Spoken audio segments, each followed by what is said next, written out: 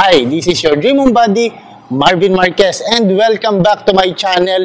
And nandito tayo ngayon sa may Rancho Marikina City. But before we start, please don't forget to click like, subscribe, and hit the notification bell para updated kayo sa mga bagong video na i-upload ko. So tara, simulan na natin i-check tong unit na to. Property details muna tayo mga ka-Dream Homes. Ang lot area is 136 square meter. Ang floor area is 245 square meter. Meron siyang 3 bedroom and may sarili siyang toilet and bath. Meron siyang one maid's room. Meron din siyang sariling toilet and bath. Meron tayong 2-car garage. Alright, so this unit, ang tawag kasi namin dito mga ka-Dream Homes, is modern glass house. Pero duplex siya and 2-story siya. Ang ganda ng facade because ang color lang ng combination niya is white and black. So sa facade pa lang, maaliwalas na siyang tignan. Okay? And dito sa part na to, makikita nyo sa may car garage, meron na rin siyang mga cons lighting. And makikita nyo, kasya dito, dalawang sasakyan. And yung tiles niya is non-skid tiles. So kahit umulan, hindi kayo madudulas dito sa area na to.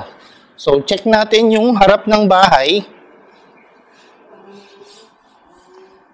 Ayan, para mas malapit. Okay, so as you can see, etong part na to, pwede kayong maglagay dito ng mga plants. Para at least makita nyo, may mga greeneries dito sa harap ng bahay nyo.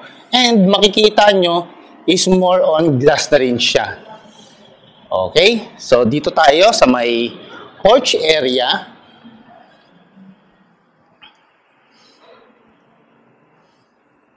Ayan. So, nandito tayo sa may covered porch area. Bago tayo pumasok sa may loob ng house, ipakita ko muna sa inyo, nandito sa may porch area is meron na rin siyang CCTV camera. By the way, 4 po yung CCTV dito sa house na to for additional security. And pakita ko lang muna sa inyo yung main door. Yan. So itong main door, it is made of solid wood and ang ganda ng combination ng white and yung wood design nitong door na to. And ang laki ng door na to. Okay, so ngayon, check na natin yung loob ng bahay. Wow! Ito yung gustong-gusto kong bahay dito sa Marikina area. So pagpasok nyo, ang aliwalas ng bahay, so ang colored is white and more on glass nga, mga ka-Dream Homes. Okay, so ito tayo ngayon sa may living area.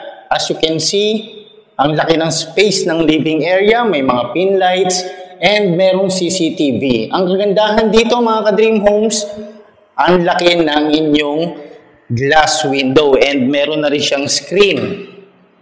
And meron na rin siyang kasamang grills. Pwede niyong buksan yan and pati doon sa may kabila, so check natin, etong area, pwede niyong buksan yung sliding door dito para true and true, pumasok yung hangin. And as you can see, meron ditong monitor kasama to sa pagbili nyo because nandito mamomonitor nyo yung 4 na CCTV camera.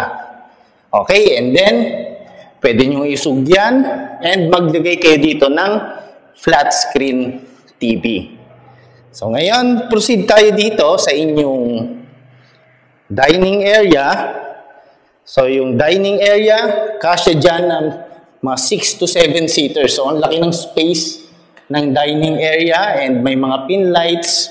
And meron na rin siyang sliders papunta sa inyong service area. So, check natin yung first toilet and bath ng ground floor.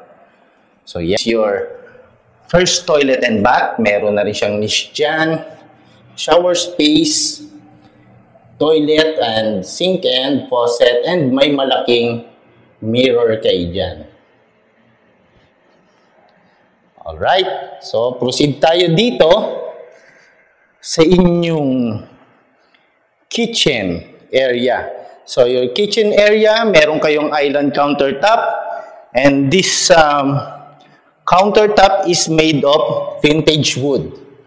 Okay, and then ayan, lots of cabinets, and meron kayong sink, faucet, and may mga storage na rin dito. So ilapit ko yung camera para makita nyo. So, yan. So, ang ganda ng nalagyanan ng inyong mga plato. And this is your storage cabinet. Soft close na rin siya. And meron din dong slider. And mapapansin nyo ang ganda ng lighting niya. And meron na rin siyang cove ceiling design. So, yan. Dito naman sa isang pwesto para mas makita nyo yung kitchen, dining, and living area. So, proceed tayo ngayon dito sa inyong maid's room. So, sa maid's room, kasya dito, double deck. Okay, kung dalawang maids nyo, kasyang-kasya dito. And, meron na rin siyang toilet and bath. And shower space, your toilet, may bidet na rin yan. And dito sa kaliwang side ko, may malaking mirror, sink, and meron na rin siyang window doon. Yan. So malaking space yung para sa maid's room. So ngayon, proceed tayo dito sa inyong ito, pwede nyo siyang gawing lanay area, mga ka-dream homes. Ayan, may mga lightings na rin siya. Ito, pwede nyo siyang gawing lanay. Maglagay kayo ng maliit na table or 2 chairs, pwede nyo ilagay dito. And dito naman, pwede nyo lagyan ng polycarbonate roofing para kapag umulan, hindi mababasa yung area na to. Yan, and then dito naman, pwede kayong maglagay dyan ng washing machine para dito kayo makapag-laundry. And itong stairs naman yan, access yan sa may bedroom number 3. So ngayon, mamaya na natin i-check yan pag-akyat natin. Okay, so ngayon nakita natin yung buong ground floor ng bahay na to. So check muna ulit natin bago tayo umakyat sa may second floor. Wait, may nakalimutan pala ako.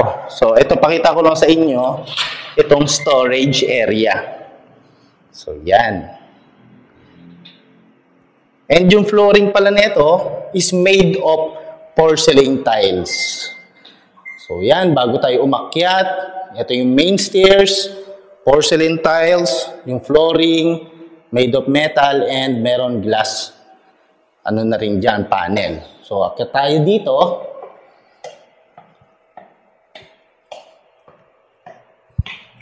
So, yan. Nandito na tayo sa second floor. So, sa second floor, makikita nyo may hanging lights and ang daming transom window. So, para saan yan?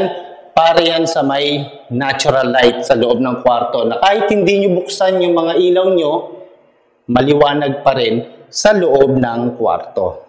So, proceed tayo dito sa bedroom number 2. Okay.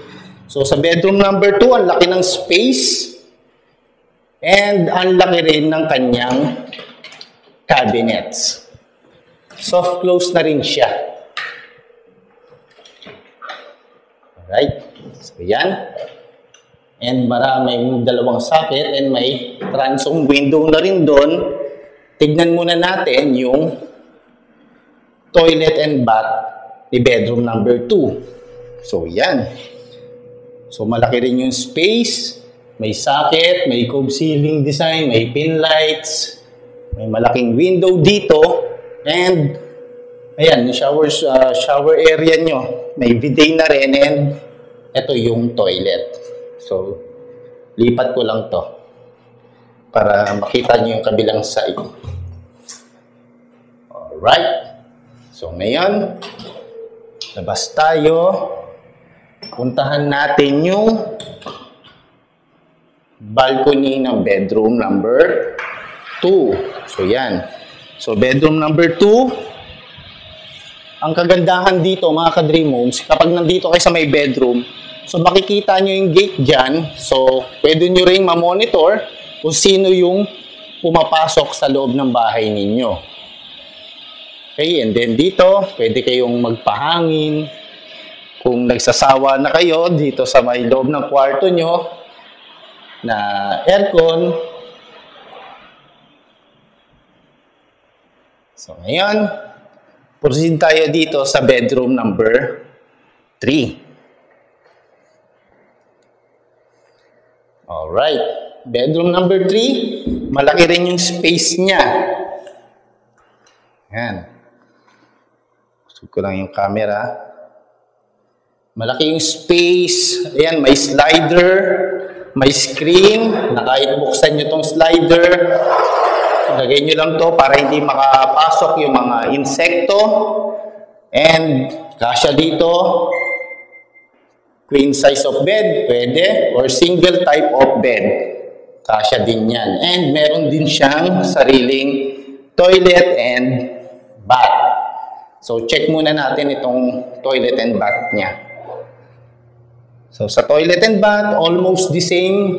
Yan, meron na rin siyang ready for heater, shower space, may bidet and toilet and sink and faucet, and may malaki na rin siyang window dyan. And naka-cove ceiling design na rin to, mga ka-Dream Homes. And ngayon, check natin itong side na to. Para makita nyo naman yung malaking windows dito. And next, proceed tayo dito. Ito yung sinasabi ko kanina na merong stairs na access yan dito sa may bedroom number 3. And so, this is your terrace. And dito, pwede kayong magsampay ng inyong pinaglabhan. Pero sabi rin dito ni seller, pwede rin kayong maglagay dito ng washing machine para dito rin kayo magkaroon ng activity for your laundry area. Okay, so ngayon, nakita natin yung bedroom number 2 and bedroom number 3. Ay, wait. Pakita ko pala sa inyo itong ano niya, sariling cabinet. Ayan. So, open natin, malaki yung space. And ngayon, puntahan natin yung last part ng house na to, which is your master bedroom. So, ang aliwalas talaga ng bahay na to. So, yan. And this is your master bedroom. Okay, and kasya dito, king or queen size of bed. Merong malaking slider dyan, which is may kasama na ring screen, and ito yung balcony. So ngayon, tignan natin yung kabilang side para makita nyo yung part dito. Okay, so ayan, may malaking cabinets, may mga pin lights. Ayan, and then, check natin yung balcony para makita nyo yung view niya. So, ito yung view, mga ka-Dream Homes. Ito palang house na to is malapit sa may Marie School, malapit din siya sa may C&B Mall, and Ayala Mall. And malapit din to sa may St. Scholastica School. And ang price pala nito is 15.5 million. So, this is a ready for occupancy. And sa last part, ito yung inyong master toilet and bath. So, mayroon na siyang kasamang heater. And this is your shower space. May malaking window dyan. Your sink, your faucet, your toilet, and your bidet. And check natin itong